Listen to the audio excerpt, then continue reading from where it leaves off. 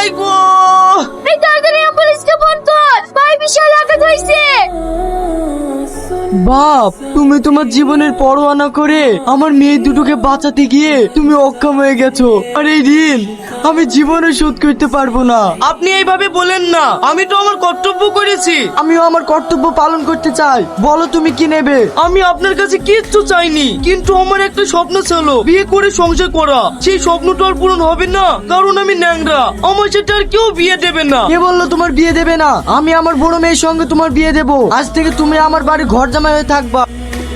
আপনি যেটা ভালো বুঝবেন সেটাই করবেন। আপনি গুরুজন ব্যক্তি, আপনার কথা অমান্য করতে পারি। ঠিক আছে, কালকে তোমাদের 4 হাত এক করে দেব।